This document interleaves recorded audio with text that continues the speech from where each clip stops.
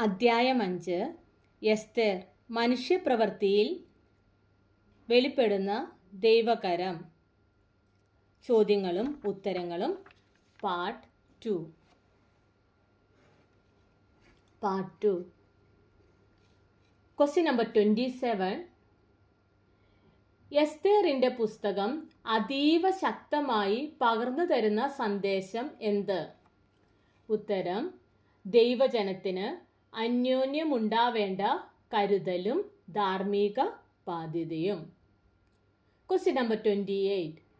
ബാബിലോണിൽ പ്രവാസത്തിൽ ആയിരിക്കുന്ന യഹൂദജനത്തിൻ്റെ പൊതു സ്വഭാവം എന്തായിരുന്നു?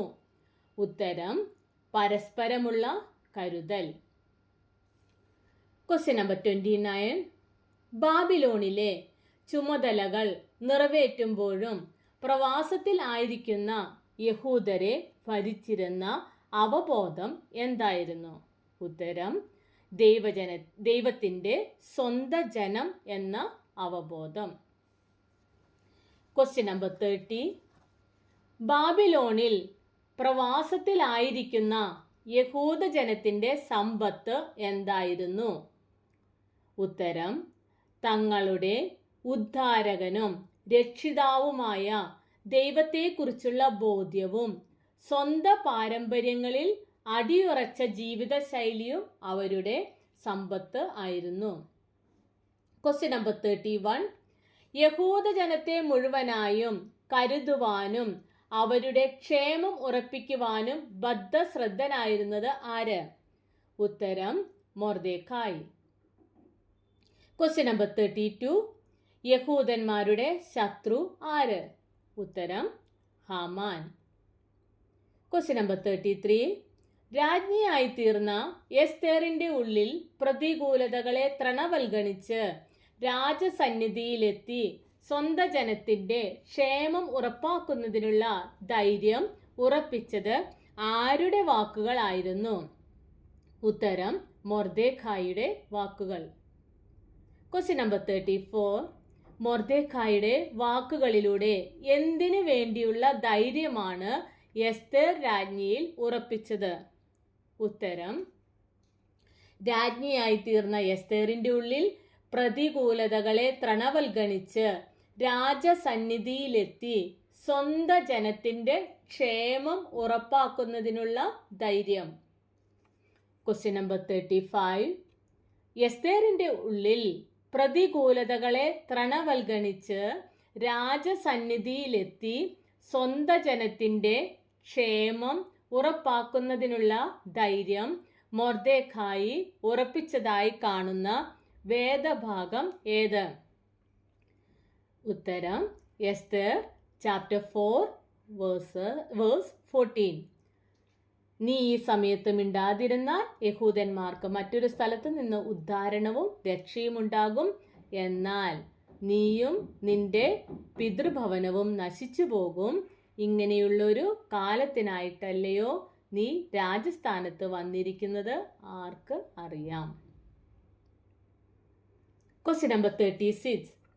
സ്വന്തം ജനത്തിനു വേണ്ടി മരിക്കുവാൻ തയ്യാറായി രാജസന്നിധിയിലേക്ക് പോകുവാൻ നിശ്ചയിക്കുന്നത് ആര്? ഉത്തരം: എസ്തേർ. Question number 37. അഹശ്വേരോശ് രാജാവ് അവസരം നൽകിയപ്പോൾ സ്വന്തം രക്ഷയോ സ്വന്തം പിതൃഭവനത്തിൻ്റെ രക്ഷയോ അല്ലാതെ സ്വന്തം ജനത്തിൻ്റെ മുഴുവനും സംരക്ഷണത്തിന് വേണ്ടി പ്രവർത്തിച്ചത് ആര്? ഉത്തരം: എസ്തേർ. Question number 38. കവർച്ചയ്ക്കായി കൈ നീട്ടാതിരുന്നത് ആര്? ഉത്തരം: രാജകൽപ്പനയാൽ ശത്രുക്കളെ തോൽപ്പിച്ച യഹൂദജനം. Question number 39. പ്രശ്നപരിഹാരത്തിന് മാർഗം തെളിക്കുന്ന 3 കാര്യങ്ങൾ. ഉത്തരം: അനുതാപം, പ്രാർത്ഥന, ഉപവാസം. Question number 40. യഹൂദരെ നശിപ്പിക്കാനുള്ള നീക്കമറിഞ്ഞ മൊർദെഖായി ചെയ്തത് എന്ത്? ഉത്തരം: യഹൂദരെ നശിപ്പിക്കാനുള്ള നീക്കമറിഞ്ഞ മൊർദെഖായി ഉച്ചത്തിൽ നിലവിളിച്ചു, വസ്ത്രം കീറി, രട്ടുടുത്തു, വെണ്ണീർ വാരിയിട്ടു. Esther chapter 4 verse 1. Question number 41. യഹൂദരെ നശിപ്പിക്കാനുള്ള നീക്കം അറിഞ്ഞപ്പോൾ യഹൂദന്മാരുടെ ഇടയിൽ സംഭവിച്ചത് എന്ത്? ഉത്തരം: ഓരോ സംസ്ഥാനത്തും യഹൂദന്മാരുടെ ഇടയിൽ മഹാദുഃഖവും കരച്ചിലും വിലാപവും ഉണ്ടായി. Esther chapter 4 verse 3. യഹൂദരെ നശിപ്പിക്കാനുള്ള നീക്കം അറിഞ്ഞപ്പോൾ എസ്തർ ചെയ്ത കാര്യങ്ങൾ എന്തെല്ലാം? ഉത്തരം: രാജസന്നിധിയിൽ ചെല്ലുവാൻ അവസരമില്ലാതിരുന്ന സമയത്ത് അതിന് തുനിഞ്ഞു. ശൂശനിലുള്ള എല്ലാ യഹൂദന്മാരും 3 ദിവസം രാവും പകലും ഒന്നും തിന്നാതെ എസ്തേറിന് വേണ്ടി ഉപവസിക്കുവാൻ ആവശ്യപ്പെട്ടു. എസ്തേറും വാലിക്കാരത്തികളും അങ്ങനെ തന്നെ ചെയ്യുന്നു. Esther chapter 4 verse 16. Question number 43. അനുതാപത്തിനും കണ്ണീരിനും ഉപവാസത്തിനും ദൈവാശ്രയത്തോടു കൂടിയ പ്രവർത്തനത്തിനും ദൈവം നൽകിയ മറുപടി എന്ത്? ഉത്തരം: ഒരു ജനതയ്ക്ക് മുഴുവൻ ആശ്വാസവും അവരുടെ ശത്രുക്കളുടെ മേൽ ജയവും ഉണ്ടാകുന്നു. Question number 44. അനുതാപവും പ്രാർത്ഥനയും ഉപവാസവും പ്രശ്നപരിഹാരത്തിന് മാർഗം തെളിക്കുന്നു എന്ന് എസ്തേറിന്റെ പുസ്തകത്തിൽ നിന്ന് വിവരിക്കുക.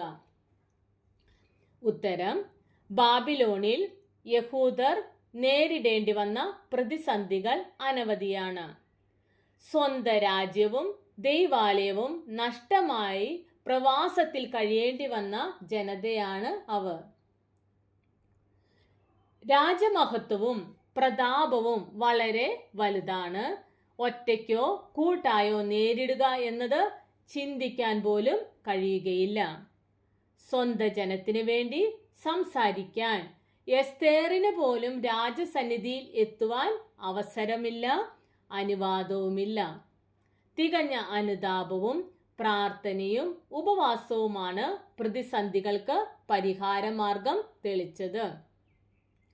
യഹൂദരെ നശിപ്പിക്കാനുള്ള നീക്കമറിഞ്ഞ മൊർദെഖായി ഉച്ചത്തിൽ നിലവിളിച്ചു, വസ്ത്രം കീറി, രട്ടുടുത്തു, വെണ്ണീർ വാരിയിട്ടു. Chapter 4 verse 1. ഓരോ സംസ്ഥാനത്തും യഹൂദന്മാരുടെ ഇടയിൽ മഹാദുഃഖവും കരച്ചിലും വിലാപവും ഉണ്ടായി. Chapter 4 verse 3. രാജസന്നിധിയിൽ ചെല്ലുവാൻ അവസരമില്ലായിരുന്ന സമയത്ത് അതിന് തുനിഞ്ഞ എസ്തർ ശൂശനിലുള്ള എല്ലാ യഹൂദന്മാരും 3 ദിവസം രാവും പകലും ഒന്നും തിന്നാതെ എസ്തേറിന് വേണ്ടി ഉപവസിക്കുവാൻ ആവശ്യപ്പെടുന്നു. എസ്തേറും വാല്യക്കാരത്തികളും അങ്ങനെ തന്നെ അനുതാപത്തിനും കണ്ണീരിനും ഉപവാസത്തിനും ദൈവാശ്രയത്തോടുകൂടിയ പ്രവർത്തനത്തിനും ദൈവം നൽകിയ മറുപടിയായി ഒരു ജനതയ്ക്ക് മുഴുവൻ ആശ്വാസവും അവരുടെ ശത്രുക്കളുടെ മേൽ ജയവും ഉണ്ടാകുന്നു. Question number 45. രാജാവിൽ നിന്ന് കയറ്റവും ഉന്നത പദവിയും തന്നോടുകൂടിയിരിക്കുന്ന സകല പ്രഭുക്കന്മാർക്കും മേലെയുള്ള സ്ഥാനവും പ്രാപിച്ചത് ആര്? ഉത്തരം: ഹാമാൻ. Question number 46. ഡാഷ് ഇസ്രായേലിനോട് പടയിൽ തോറ്റിരുന്നവരാണ്. ഉത്തരം: അമാലേക്യർ. Question number 47. ഹാമാനോട് യഹൂദനായ മൊർദെഖായി ആദരവ് കാട്ടാഞ്ഞതിന് കാരണം എന്ത്? ഉത്തരം: ഇസ്രായേലിന്റെ ശത്രു പരമ്പരയിൽ ഉൾപ്പെട്ടിരുന്ന അമാലേക്യരുടെ രാജാവായിരുന്ന ആഗാഗിന്റെ പരമ്പരയിലുള്ളവനായിരുന്നു ഹാമാൻ. അമാലേക്യർ ഇസ്രായേലിനോട് പടയിൽ തോറ്റിരുന്നവരാണ്. ആഗാഗിനായ ഹാമാനോട് യഹൂദനായ മൊർദെഖായി ആദരവ് കാട്ടാഞ്ഞതും ഇതുകൊണ്ടാവാം. Question number 48. മൊർദെഖായിക്കായി ഹാമാൻ ഒരുക്കിയ കഴുമരത്തിന്റെ ഉയരം എത്ര? ഉത്തരം: 50 മുഴം. Question number 49. മൊർദെഖായിക്കായി ഹാമാൻ ഒരുക്കിയ കഴുമരത്തിൽ തൂക്കപ്പെട്ടത് ആര്? ഹാമാൻ. Question number 50. കരുണയില്ലാതെ വധിപ്പാനിറങ്ങിയവന് കരുണയില്ലാത്ത വിധി പകരം കിട്ടിയത് എങ്ങനെ? ഉത്തരം: മൊർദെഖായിക്കായി ഹാമാൻ ഒരുക്കിയ 50 മുഴമുള്ള കഴുമരത്തിന്മേൽ ഹാമാൻ തൂക്കപ്പെട്ടു. Question number 51. കരുണയില്ലാതെ വധിപ്പാനിറങ്ങിയവന് കരുണയില്ലാത്ത വിധി പകരം കിട്ടിയെന്ന് ഹാമാനെ കുറിച്ച് പറഞ്ഞിരിക്കുന്നത് എന്തുകൊണ്ട്? ഉത്തരം: ഒരു ജനസമൂഹത്തെ, അതായത് ബാബിലോണിൽ പ്രവാസികളായിരുന്ന യഹൂദരെ മുച്ചൂടും മുടിപ്പിക്കുവാൻ തുനിഞ്ഞിറങ്ങിയവൻ തന്നെ മൊർദെഖായിയെ ബഹുമാനിക്കുന്നതും യഹൂദ ജനത തങ്ങളുടെ ശത്രുക്കളെ നിഗ്രഹിക്കുന്നതും മൊർദെഖായിക്കായി ഒരുക്കിയ 50 മുഴമുള്ള കഴുമരത്തിന്മേൽ തൂക്കപ്പെട്ടു. Question number 52. ഹാമാന്റെ വീഴ്ചയ്ക്ക് സ്വയം കാരണക്കാരനാകും വിധം എന്ത് പ്രവർത്തികളാണ് ചെയ്തത്? ഉത്തരം: ദൈവത്തെ മറന്നുള്ള പ്രവർത്തികൾ. Question number 53. ഹാമാന്റെ ഭാര്യയുടെ പേര് എന്ത്? ഉത്തരം: സേരശ്. Question number 54. അവൻ യഹൂദ വംശക്കാരനാകുന്നു എങ്കിൽ നീ അവനെ ജയിക്കയില്ല, അവനോട് തോറ്റു പോകുകയുള്ളൂ എന്ന് ആരോട് പറഞ്ഞു? ഉത്തരം: ഹാമാന്റെ ഭാര്യ സേരശും അവന്റെ എല്ലാ സ്നേഹിതരും ഹാമാനോട് പറഞ്ഞു. Question number 55. യഹൂദ ജനത്തിന്റെ വിജയത്തിന്റെ അടിസ്ഥാനം എന്തെന്ന് ഹാമാന്റെ ഭാര്യയായ സേരശും അവന്റെ എല്ലാ സ്നേഹിതരും മറക്കുന്നില്ല, എന്നാൽ മറന്നുപോയത് ആര്? ഉത്തരം: ഹാമാൻ. Question number 56. ഹാമാന്റെ കാര്യത്തിൽ സത്യമായി തീർന്ന ഒരു വാക്യം സദൃശവാക്യത്തിൽ നിന്ന് എഴുതുക. ഉത്തരം: നാശത്തിന് മുമ്പേ ഗർവം, വീഴ്ചയ്ക്ക് മുമ്പേ ഉന്നതഭാവം. സദൃശവാക്യങ്ങൾ 16-ാം അധ്യായം 18-ാം വാക്യം. Question number 57. അഹങ്കാരത്തിന് ദൈവം നൽകുന്ന മറുപടി ഹാമാനെ അടിസ്ഥാനമാക്കി എഴുതുക. ഉത്തരം: ഹാമാൻ രാജാവിൽ നിന്ന് കയറ്റവും ഉന്നത പദവിയും തന്നോട് കൂടിയിരിക്കുന്ന സകല പ്രഭുക്കന്മാർക്കും മേലെയുള്ള സ്ഥാനവും പ്രാപിച്ചവൻ ആയിരുന്നു. ഹാമാന്റെ താൻ പ്രമാണിത്വവും അധികാരവാഞ്ചയും കുടില ബുദ്ധിയും ആസൂത്രണങ്ങളും ദുരുപായവുമെല്ലാം എസ്തേറിന്റെ പുസ്തകം ഭംഗിയായി പ്രതിപാദിക്കുന്നു. അഹങ്കാരിയും ദുരുപായിയും ഇസ്രായേലിന്റെ ശത്രു പരമ്പരയിൽ ഉൾപ്പെട്ടിരുന്ന അമാലേക്യരുടെ രാജാവായിരുന്ന ആഗാഗിന്റെ പരമ്പരയിലുള്ളവനായിരുന്ന ഹാമാൻ തന്റെ പദവി ഉപയോഗിച്ച് മൊർദെഖായിയെ മാത്രമല്ല സർവ യഹൂദരെയും കൊല്ലുവാൻ തരം അന്വേഷിച്ചു. ഹാമാന്റെ വഴികൾ ഓരോന്നും വായിക്കുമ്പോൾ അയാളുടെ വീഴ്ചയ്ക്ക് സ്വയം കാരണക്കാരനാകും വിധം ദൈവത്തെ മറന്നുള്ള പ്രവർത്തികൾ ചെയ്യുന്നതായി കാണുന്നു. ഹാമാന്റെ ഭാര്യ സേരശും അവന്റെ സ്നേഹിതന്മാരും അവൻ യഹൂദ വംശക്കാരനാകുന്നു എങ്കിൽ നീ അവനെ ജയിക്കയില്ല, അവനോട് തോറ്റു പോകുകയുള്ളൂ എന്ന് ഹാമാനോട് പറയുന്നുണ്ട്. യഹൂദ ജനത്തിന്റെ വിജയത്തിന്റെ അടിസ്ഥാനം എന്തെന്ന് അവർ മറക്കുന്നില്ല, പക്ഷെ ഹാമാൻ മറന്നു പോകുന്നു. ഒരു ജനസമൂഹത്തെ മുച്ചൂടും മുടിപ്പിക്കുവാൻ തുനിഞ്ഞിറങ്ങിയവൻ തന്നെ മൊർദെഖായിയെ ബഹുമാനിക്കുന്നതും യഹൂദ ജനത തങ്ങളുടെ ശത്രുക്കളെ നിഗ്രഹിക്കുന്നതും മൊർദെഖായിക്കായി ഒരുക്കിയ 50 മുഴമുള്ള കഴുമരത്തിന്മേൽ ഹാമാൻ തൂക്കപ്പെടുന്നതും നാം കാണുന്നു. കരുണയില്ലാതെ വധിപ്പാനിറങ്ങിയവന് കരുണയില്ലാത്ത വിധി പകരം കിട്ടുന്നു. നാശത്തിന് മുമ്പേ ഗർവം, വീഴ്ചയ്ക്ക് മുമ്പേ ഉന്നത ഭാവം എന്നത് ഹാമാന്റെ കാര്യത്തിൽ സത്യമായി തീരുന്നു. സദൃശവാക്യങ്ങൾ 16-18. Question number 58. എസ്തേറിന്റെ വളർത്തപ്പൻ ആരായിരുന്നു? ഉത്തരം: മൊർദെഖായി. Question number 59. മൊർദെഖായിയുടെ ഗുണങ്ങൾ എന്തെല്ലാം? ഉത്തരം: നിഷ്ഠയുള്ളവൻ, സ്വന്തം വിശ്വാസവും പാരമ്പര്യവും മുറുകെ പിടിക്കുന്നവൻ. Question number 60. എസ്തേർ രാജ്ഞിയായി തീരുവാൻ വഴികാട്ടിയായത് ആര്? ഉത്തരം മൊർദെഖായി. Question number 61. മൊർദെഖായിക്ക് രാജസന്നിധിയിൽ സ്വീകാര്യത ഏറ്റിയവൾ ആര്? ഉത്തരം എസ്തേർ. Question number 62. യഹൂദ ജനത്തിന്റെ വിമോചനത്തിന് വഴിയൊരുക്കിയ വനിത ആര്?